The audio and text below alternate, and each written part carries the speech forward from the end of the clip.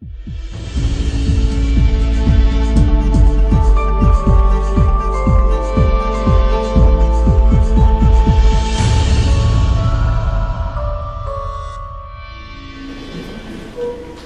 hoje, nosso texto base está lá no capítulo do nosso estudo, está baseado em 1 Timóteo, capítulo 6.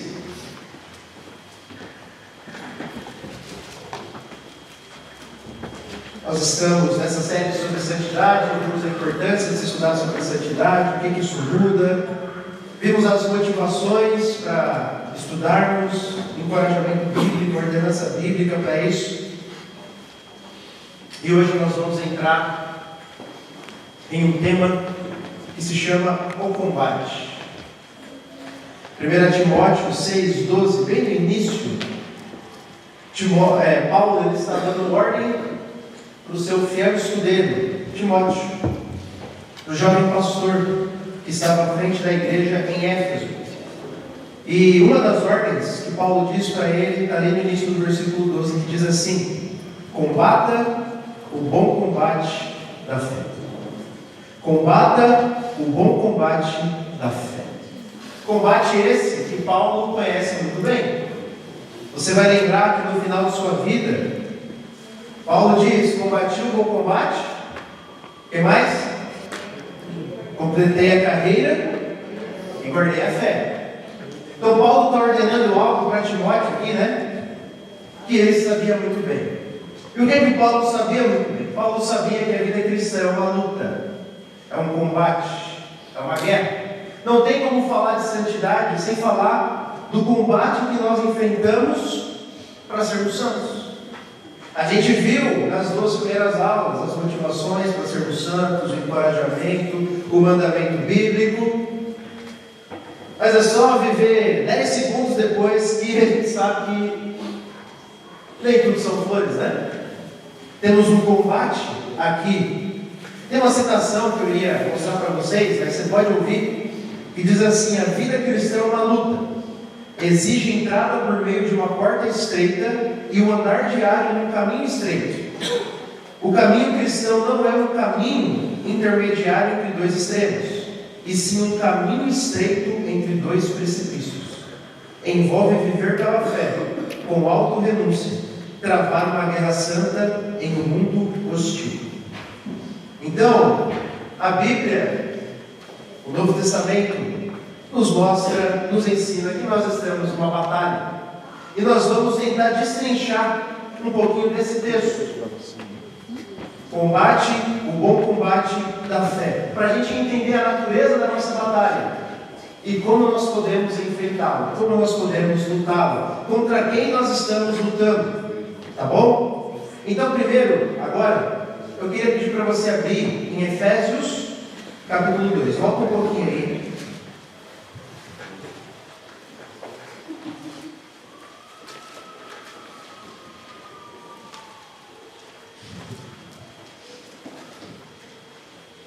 Efésios 2, deixa aberto aí.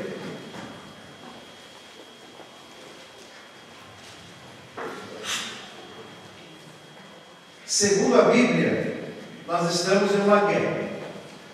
E nós temos alguns inimigos nessa guerra. Quais são eles?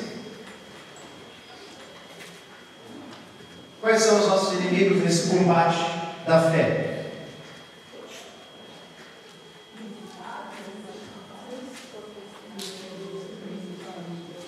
Os espíritos malignos. O que mais?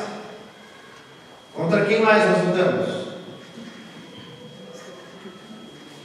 Esse texto é bem conhecido, né? Não lutamos contra a carne e sangue, mas contra os principados, potestades, etc. O que mais? Contra quem a gente luta para ser santo?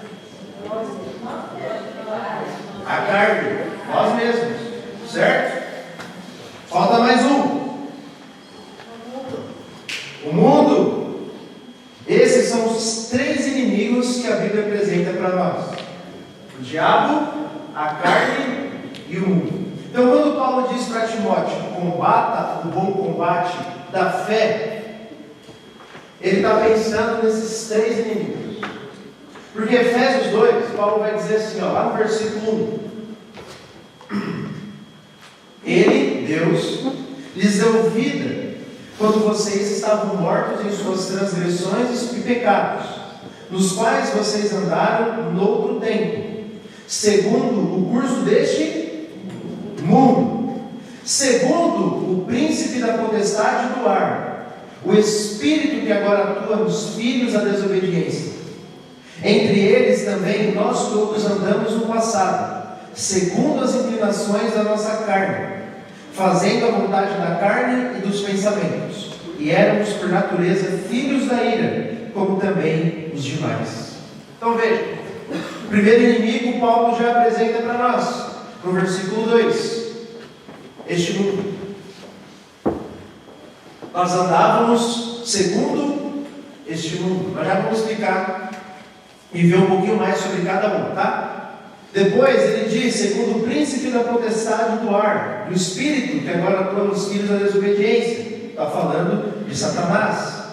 E depois, versículo 3, ele fala das inclinações da nossa carne. Então esses são os três inimigos do crente.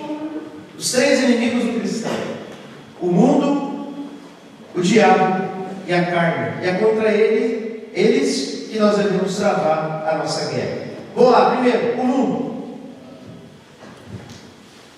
O que significa o mundo aqui?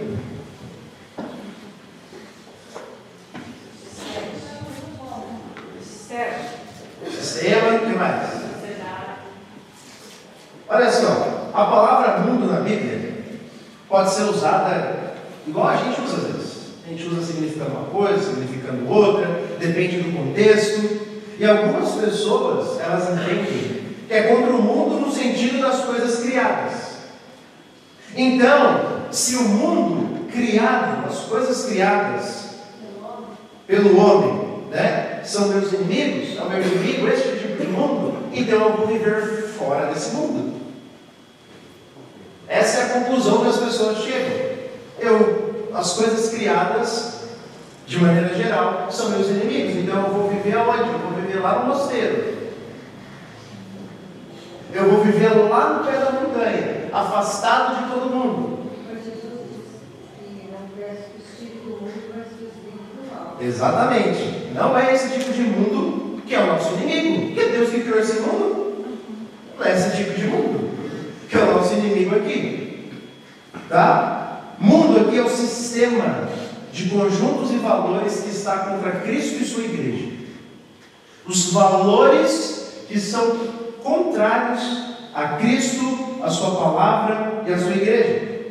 1 João 2,15 diz assim: não amem o mundo e nem o que nele há. Se alguém amar o mundo, o amor do Pai não está nele.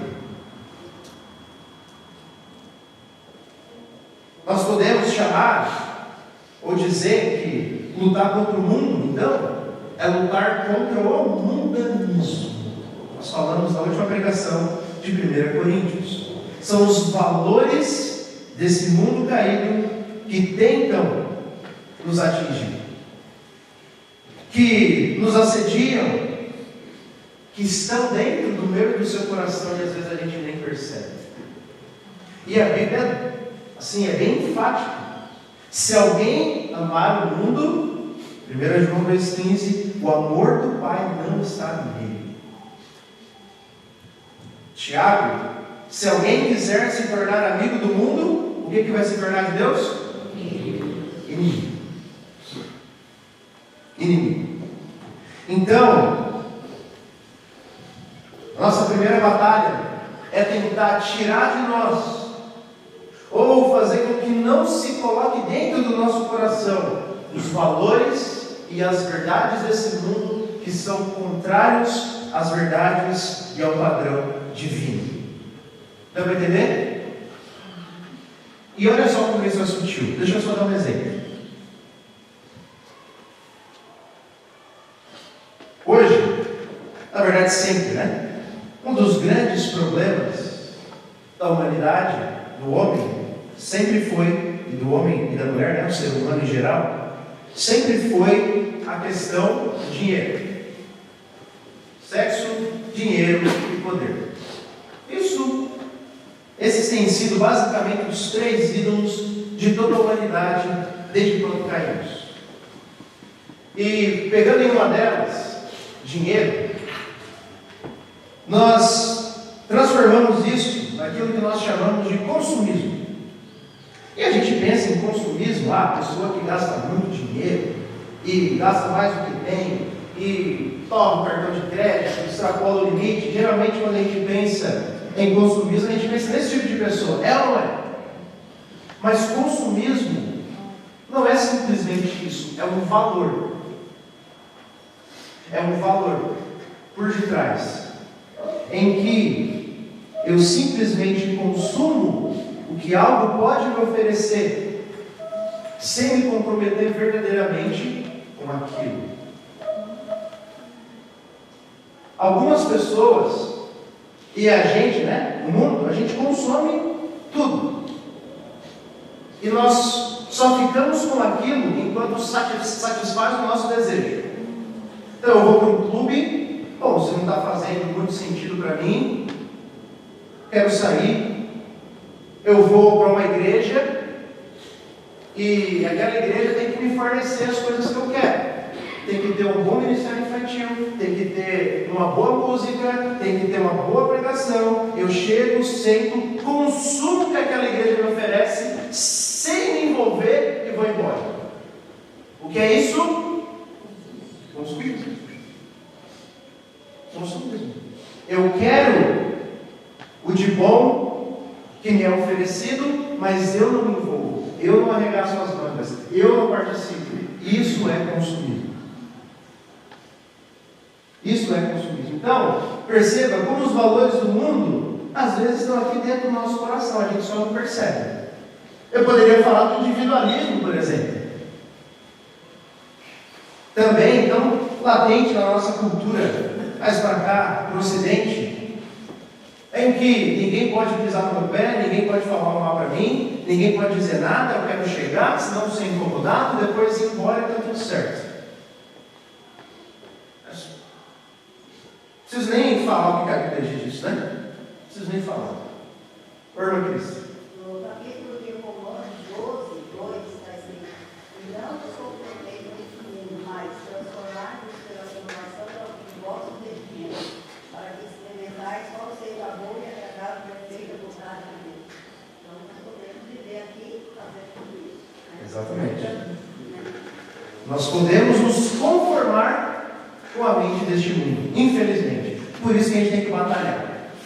Tem que conhecer os nossos inimigos, orar, reconhecer. Mas há um segundo que o texto diz, de Efésios 2.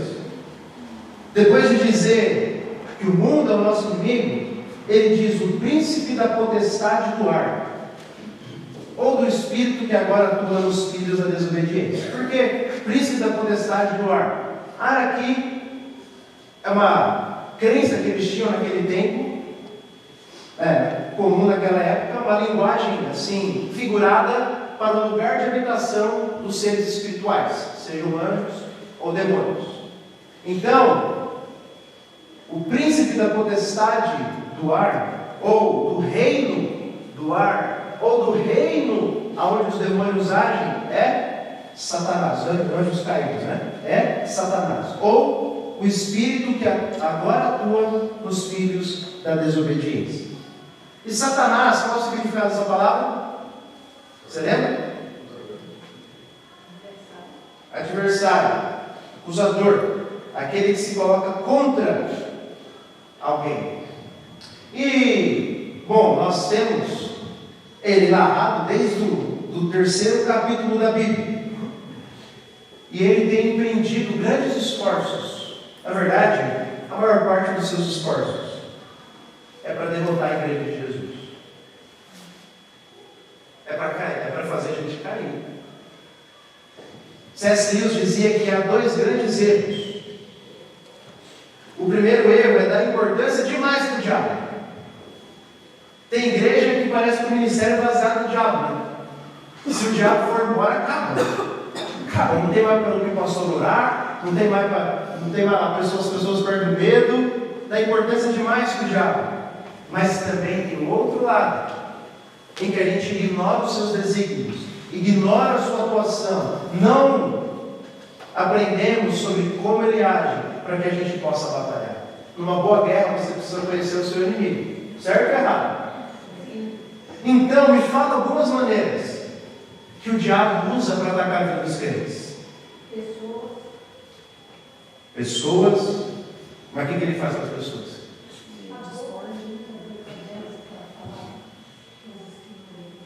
O que mais?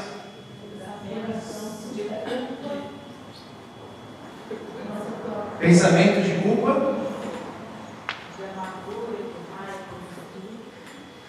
O que mais? Semeia discórdia, medo. Tem mais? Você lembra?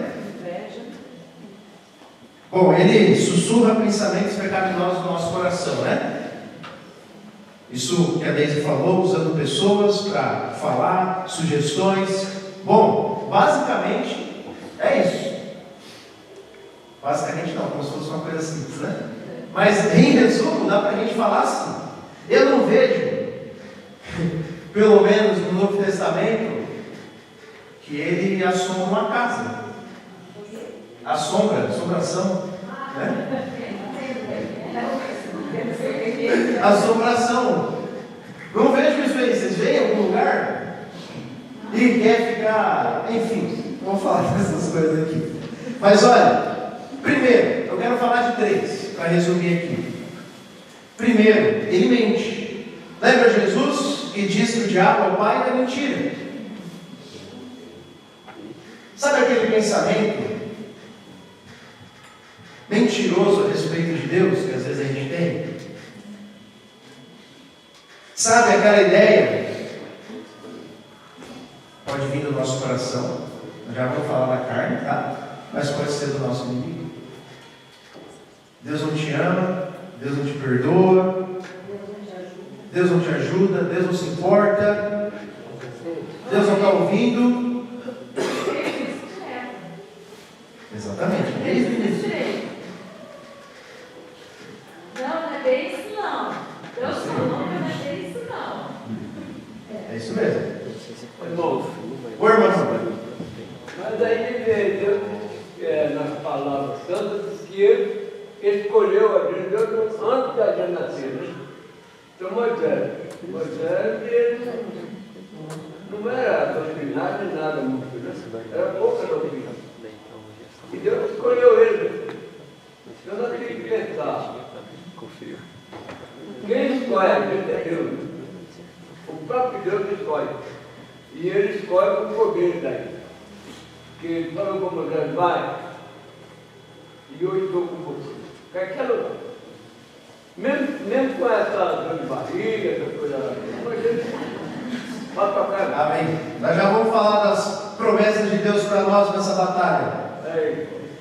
Mas tem outro, ele é chamado em Apocalipse 12 do grande acusador. Ele nos acusa. Ele acusa a gente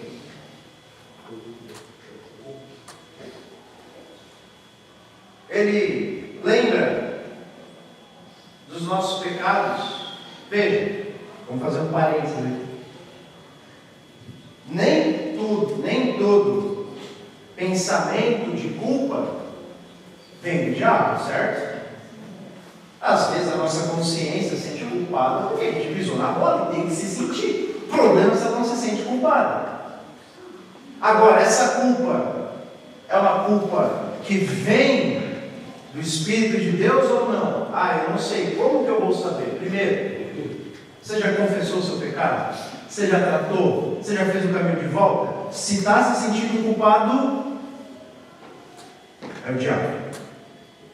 Porque Deus, quando perdoa, o que ele faz? Isso mesmo. A linguagem é, ele não vai mais jogar na tua cara. Jesus não pisa na cana quebrada e não apaga a chama que já está no fim. Ele não vai fazer isso. Se você vem em arrependimento, Jesus jamais vai usar aquilo de volta contra você. Porque ele pagou por isso. Então você já confessou, você já pediu perdão, e aquela culpa vem. Você já foi, resolveu o que tinha que resolver com a pessoa, e aquela culpa vem.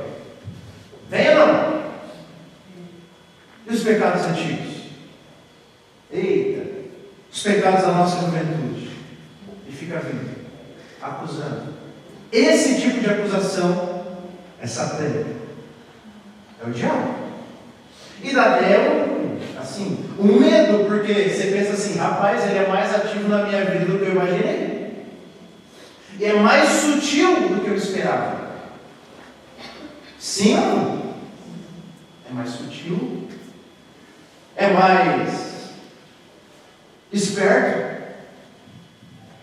É mais enganador. Então esses pensamentos de acusação, o diabo faz desde que o mundo é mundo contra os filhos de Deus, e ele nos tenta. Lá com Eva, certo? Ele nos tenta. Ele sussurra pecados nos nossos ouvidos. Ele nos conhece, né, irmão? Também. Ele sussurra, mas ele não pode fazer você cair. Eu acho que nessa hora que você tem que se voltar para Deus, pedir perdão outra vez, por aquilo que você não lembrou que disse, né? E que Deus vai te dar paz. Buscar a ajuda do Senhor, porque Ele vai nos tentar. Mas o diabo não pode fazer a gente cair. São os filhos de Deus. Ele pode arrumar a cama, fazer tudo, botar uma música, mas quem deita é você. Não vai culpar o diabo depois. Tá? Não vai culpar o diabo depois. Então, ele não pode nos fazer cair, mas ele tenta. E às vezes tenta de maneira opressiva. Aquele tipo de tentação, aquele tipo de sugestão que você fala, meu Deus, por que eu estou pensando nisso? Da onde que vem? É contra os meus valores. Da onde? Ou fica lá todo dia, martelando na sua cabeça. Ele pode fazer isso também. Ele é o nosso inimigo. Segundo a Bíblia, né? O diabo, o mundo, a carne, tudo que a gente vai ver, já foi vencido na cruz. E a ilustração que os teólogos usam é mais ou menos como quando os nazistas foram derrotados na Segunda Guerra. Eles foram derrotados, mas enquanto eles estavam saindo dos lugares já derrotados, eles tentaram ainda causar o maior estrago possível. Nós estamos derrotados, mas nós vamos cair atirando. Nós vamos destruir tudo, causar o maior estrago possível. É mais ou menos isso no Novo Testamento. Satanás está ativo, já foi vencido, mas ele quer fazer você cair. Ele quer fazer você envergonhar o nome de Jesus. Ele quer fazer você viver uma vida miserável. E a gente precisa conhecer os seus desígnios para lutarmos contra ele. Mas há mais um inimigo. E Paulo diz: entre eles também nós todos andamos no passado, segundo as inclinações da nossa carne. É a nossa natureza pecaminosa. Abra comigo em Romanos 7. Volta aí um pouquinho.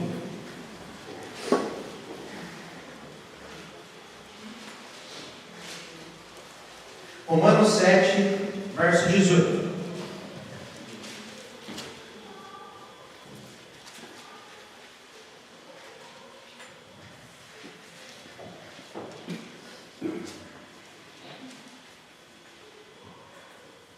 Olha só.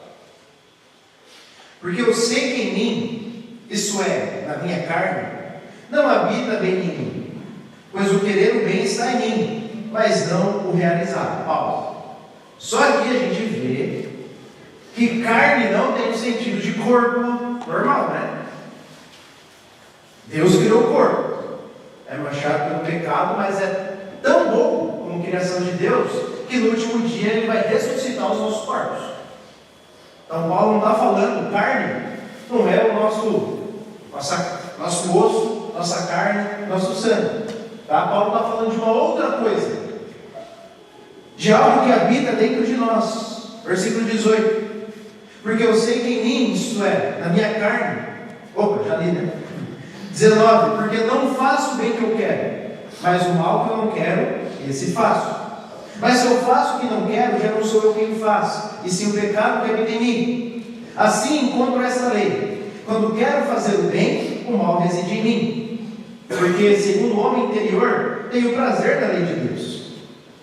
Mas vejo nos meus membros outra lei, que guerreando contra a lei da minha mente, me faço prisioneiro da lei do pecado que está nos meus membros.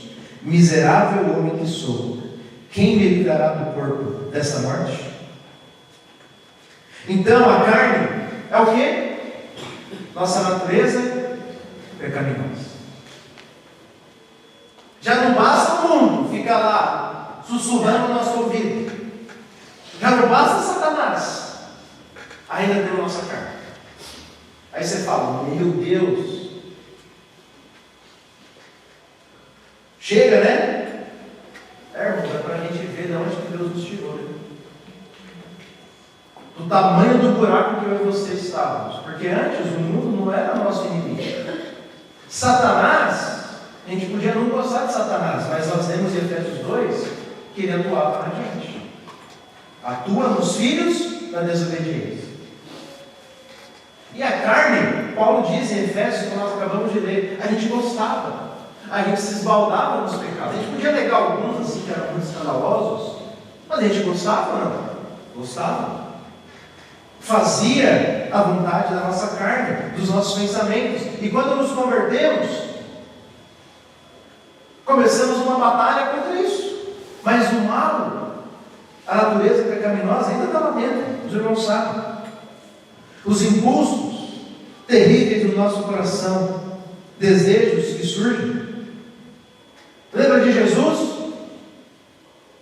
Que não é o que entra no homem que o contamina, mas o que? Aí você lembra da lista de Jesus?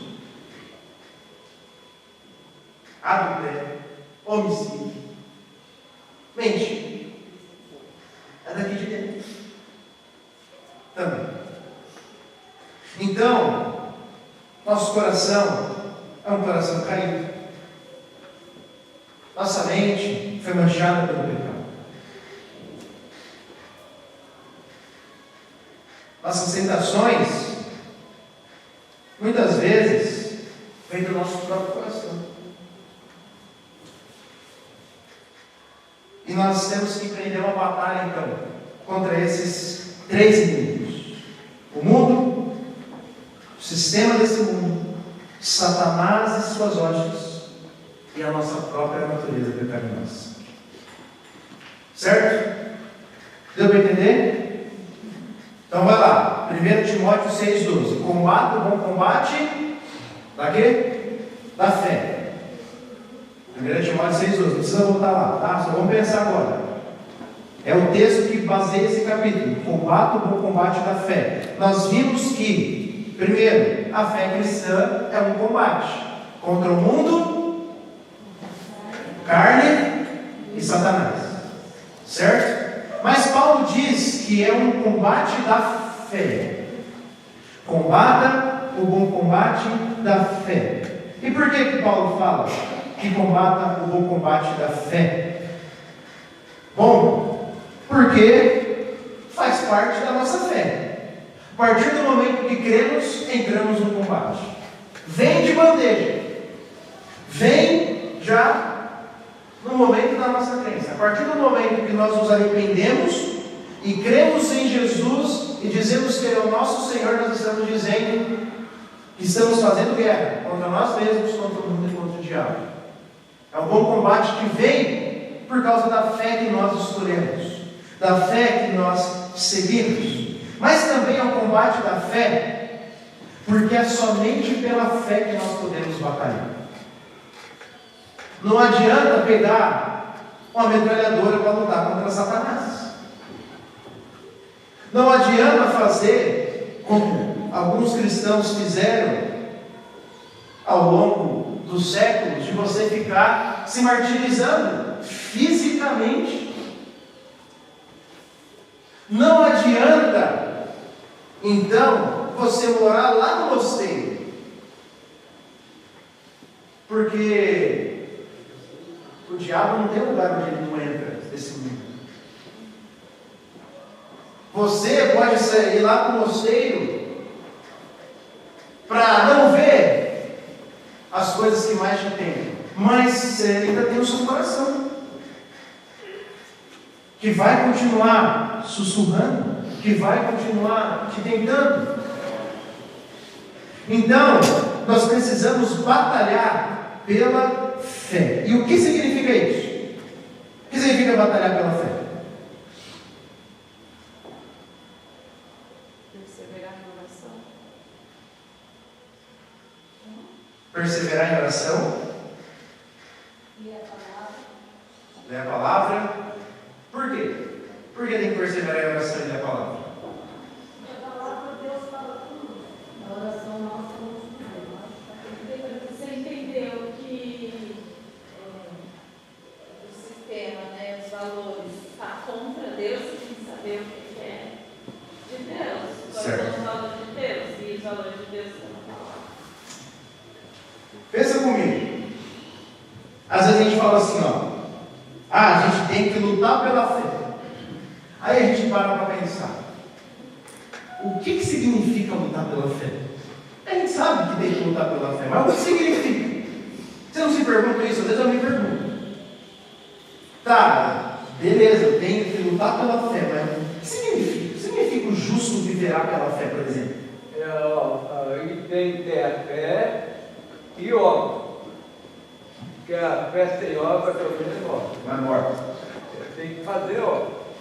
E essa obra nós temos que dar um testemunho aonde que nós andar. Qualquer lugar que nós andar, pode ser na cadeia mesmo. Na cadeia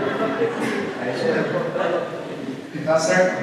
então nós temos que ter isso aí e fazer obra, né? Obra é partir o pão. Jesus falava na Bíblia dele, eu sou o pão. Quem é que vai ter que comer? Tudo nosso pão vem do céu. Pode tocar. Oi? tem fé que se agradar a Deus. E a fé vem pelo ouvido e ouvir a palavra de Deus. Então nós só vamos aumentar a nossa fé se nós ouvirmos a palavra de Deus. É Boa. isso que ele nos deixou para nós Ótimo. possamos crescer em fé. Muito bom. O ponto aqui, fé, é que nós precisamos confiar, certo? Fé pode significar algumas coisas na vida também, depende do contexto, tá? Mas aqui a ideia é que é um combate que nós vencemos por meio da fé em Deus. Fé no sentido de confiança. Confiar em Deus. Fé no sentido, então, de lutar com as armas de Deus. Confiar em Deus é lutar com as armas de Deus, usando as armas que Deus provê. E isso é interessante, sabe por quê? Porque às vezes a gente olha para nós e a gente não sente que está confiando em Deus. Eu às vezes sinto, eu não estou confiando em Deus. Ou eu falo, meu Deus, eu não confio o suficiente. Ou às vezes a gente, não, hoje eu estou, olha, acordei confiante em Deus. No fundo a gente está baseando a nossa fé aonde? No meu sentimento, né? Está errado. Quando eu entendo que fé é tomar os caminhos de Deus, o meu sentimento pode estar lá no alto ou embaixo. Se eu estou tomando o caminho de Deus, eu estou andando pela fé. Quer ver um exemplo? Deixa eu dar um exemplo para vocês, aqui.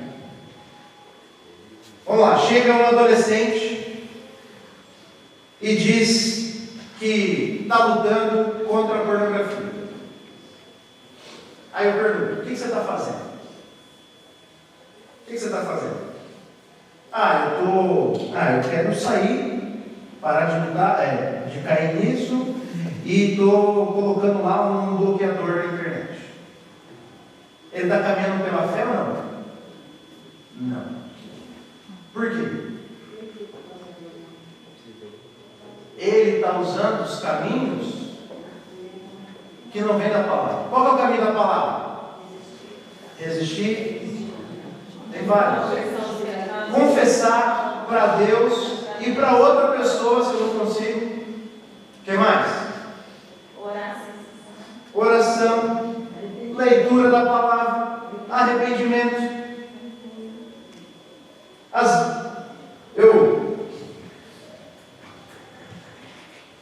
Certa vez, conversando com um jovem, a gente estava ajudando ele a lutar contra o pecado de anos.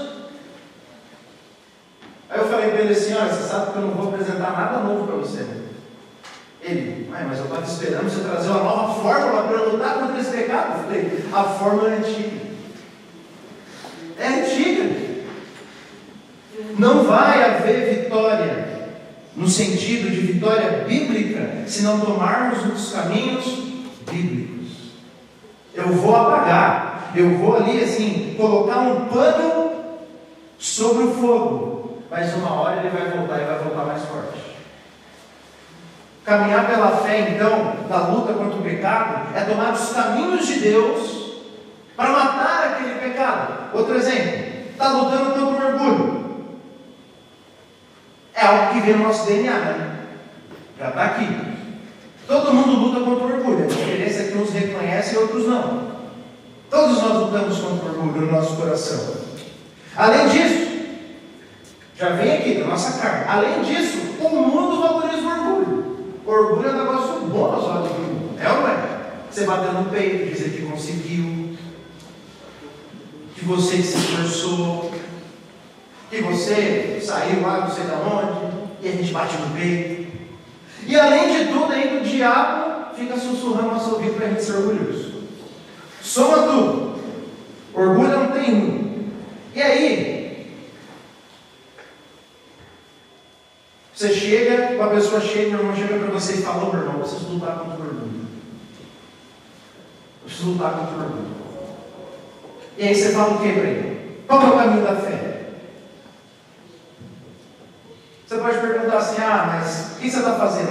Eu excluí o Instagram. Instagram eu poço do orgulho. Eu excluí. Mas por que você excluiu? Porque eu não quero cair no orgulho. Tá, isso é só maquiar o pecado. Você precisa de mais. Você precisa seguir um caminho bíblico. O caminho bíblico, você começou comigo, você já confessou, pediu ajuda. Filipenses vai dizer: considerem os outros superiores a si mesmo. Lembra? Um caminho bíblico para lutar contra o orgulho, então, é você dar o seu lugar para outro. Indica outra pessoa. Deixa outro fazer o seu lugar. Elogia outra pessoa. Vai lá, elogia as coisas boas que estão fazendo para você. Vai lá e agradece. Vai lá e reconhece. Considera os outros superiores a si mesmo. É o caminho bíblico. Por isso que nós amamos o aconselhamento bíblico, que a gente estuda, se prepara, para a gente ter esses princípios para ajudar cada membro da igreja a lutar contra determinados pecados, porque a Bíblia está cheia de caminhos para a gente vencer esses pecados específicos. Outro ponto para lutar contra o orgulho, irmão: começa a exercer misericórdia. Vai visitar aí as pessoas que a nossa igreja ajuda. Vamos lá, fazendo misericórdia, exercendo obras. Seu orgulho vai diminuir. Escutando as histórias daquelas pessoas, vai ferindo o teu orgulho. Então nós temos vários caminhos que nos mostram o que significa tomar o caminho da fé. Então tomar o caminho da fé é o quê? Usar os meios que Deus nos dá. Não é com a nossa força. Batalhar com a força de Deus é isso. É usar a arma que Deus nos deu. A palavra, a oração. Por isso que, fazendo um parênteses, né? A gente mais ou menos, quase sempre bate na tecla da leitura e da oração. Porque sem leitura bíblica e sem oração, não adianta eu falar que eu estou caminhando pela fé. eu não estou usando as armas mais básicas do meu arsenal. Então, combate o bom combate da fé, ou seja, é por meio da fé. E fé é confiar no caminho que Deus mostra para mim e segui-lo, ainda que minha vida esteja lá embaixo, ainda que meus sentimentos estejam todos assim desregulados, mas eu continuo seguindo o caminho da fé. Então, combata o bom combate da fé. Primeiro, é um combate, nós já vimos contra os 3 inimigos, nós vimos que é por meio da fé que nós combatemos. Ou seja, confiando em Deus e nas armas que Deus provê para nós. Mas tem uma terceira e última parte. Paulo diz que é um bom combate. Aí você fala, meu Deus, como que é um bom combate isso aí?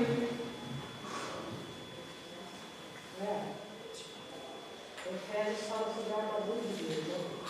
Fala.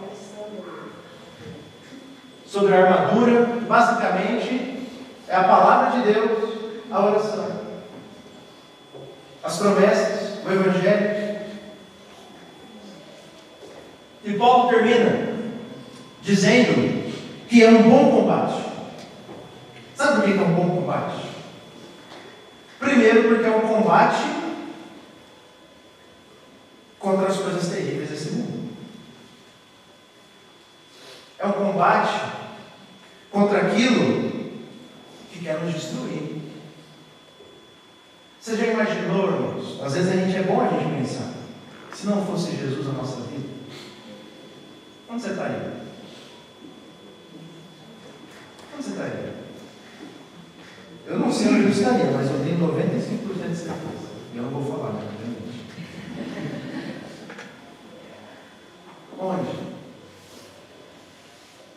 Aqueles desejos pecaminosos que brotavam aqui, ó, que a gente fazia.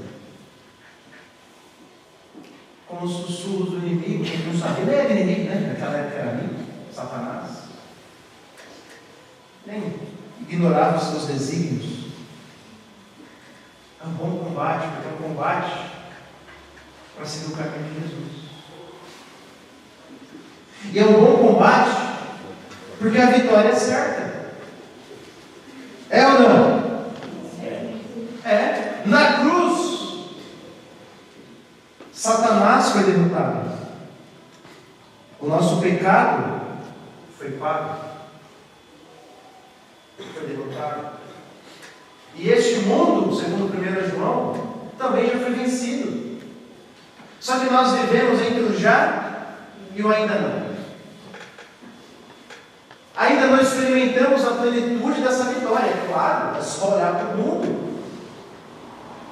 Experimentaremos isso no último dia, quando Jesus voltar. Mas enquanto Ele não vem, nós já podemos experimentar certa vitória contra tudo isso.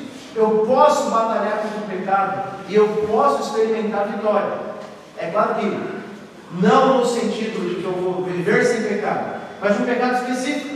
Eu posso sim, se eu lutar, se eu batalhar, encontrar vitória. Pode demorar 1 ano, pode demorar 10 anos, e eu posso vencer, depois eu vou lutar contra outro, que eu vou encontrar no caminho. A batalha contra o pecado é até o último dia, mas eu posso experimentar a vitória. Eu não preciso viver a vida inteira escravizado pela mentira, pela ira, pela amargura, pela imoralidade. Eu posso experimentar a vitória contra esses pecados, porque Jesus já venceu. E Ele diz que pelo Espírito eu posso mortificar as obras da carne. Da mesma maneira, Satanás já foi derrotado, e pelo nome de Jesus, nós temos autoridade nessa batalha. Não no nosso, mas no nome de Jesus temos força para enfrentá-lo. O mundo, 1 João, já foi vencido. Então nós podemos batalhar contra ele também. Esse sistema tendo forças para enfrentá-lo. Então, é um bom combate porque a vitória é certa. E é um bom combate porque Jesus está ao nosso lado. É um combate em que Ele caminha conosco. É o combate, porque nós temos as mais maravilhosas promessas. Você já pensou? Pensa numa guerra. Pensa lá no povo que está lutando na Rússia e na Ucrânia. Muitos estrangeiros ao redor do mundo se alistaram no exército ucraniano. Eu estava lendo umas coisas esses dias. E eles lutaram baseado em uma promessa. Qual promessa? O salário era muito bom. Muito bom. Só que é uma promessa furada. Você não sabe se você vai estar vivo. Duas coisas. Você não sabe se você vai estar vivo para receber. E eles estavam, os soldados estavam reclamando que o pagamento estava atrasado. Eu não estou zoando, não, estou falando sério. Porque o pagamento estava atrasado.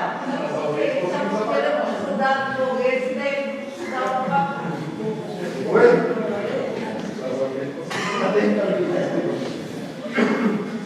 Mas, veja, a gente ri, mas é isso?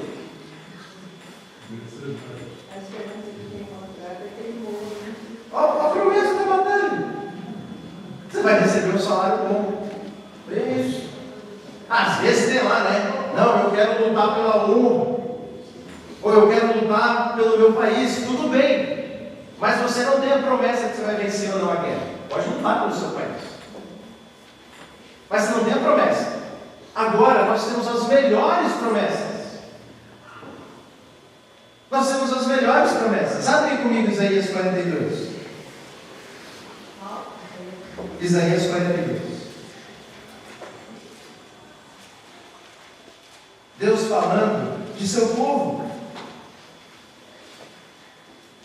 Isaías 42, 10.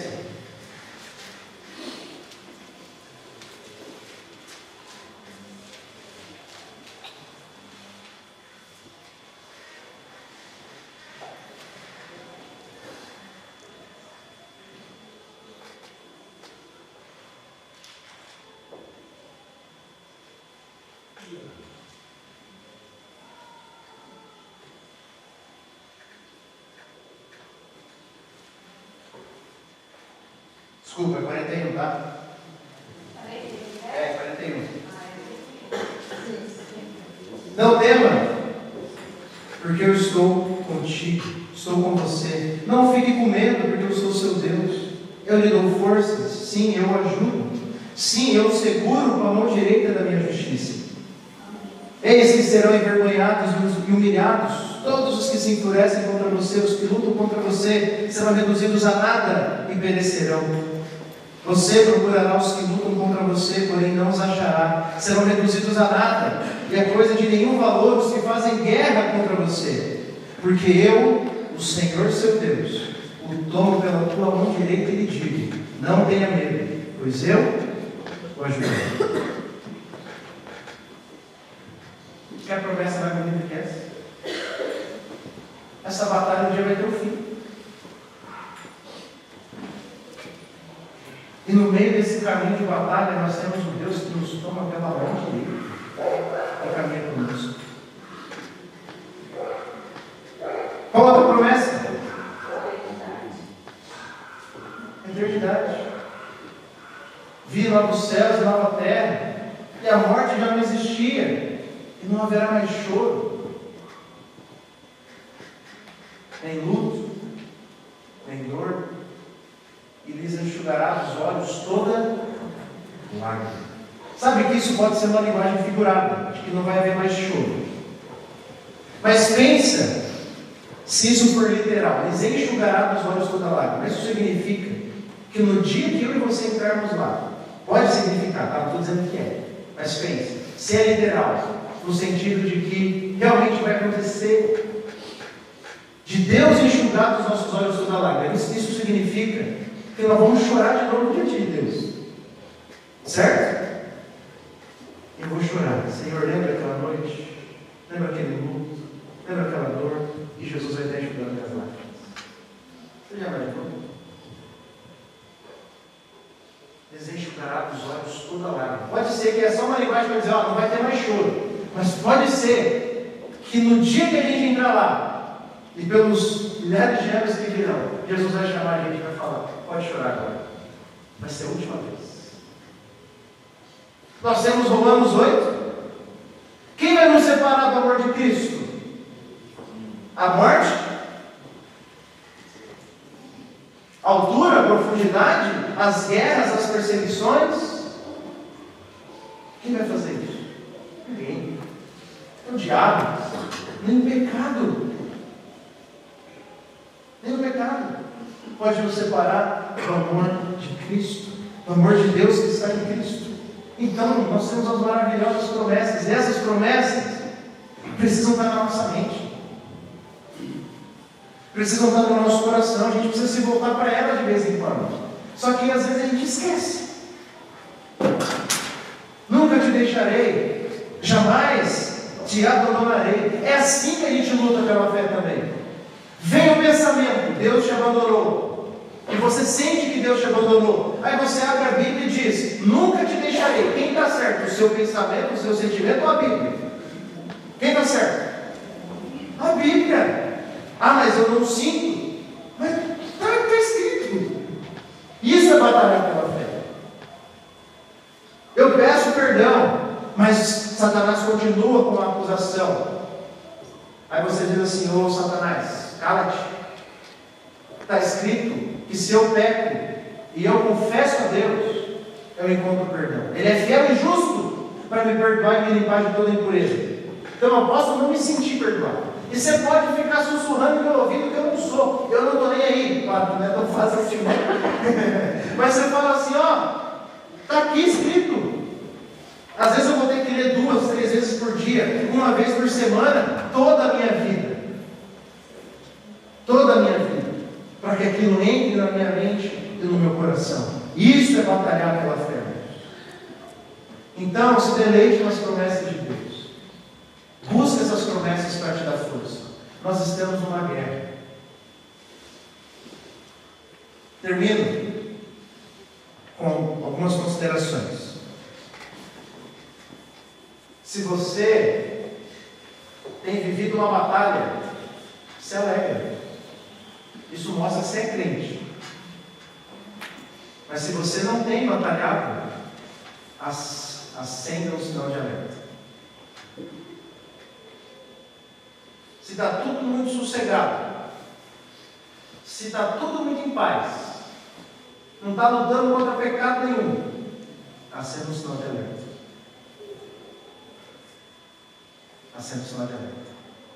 O cristianismo, a fé cristã, é um combate. É um bom combate para mim na fé. Segundo, a luta pela santidade é a luta pela nossa felicidade. O que eu quero dizer com isso? Não deixe o diabo pegar tudo isso, ou sua própria natureza pecaminosa, ou o mundo, e dizer: pô, mas que fé michuruca, hein? Pô, mas que coisa ruim. Olha o tanto de luta. Não deixe, isso é engano. A luta é pela nossa felicidade. Nós estamos batalhando contra as coisas que nos querem roubar a alegria de Cristo. Então não deixa enganar. Porque às vezes a gente tem essa visão de santidade. Tem ou não? Que a fé cristã é chata, que parece que é melhor lá no mundo. Não se deixe enganar, gente.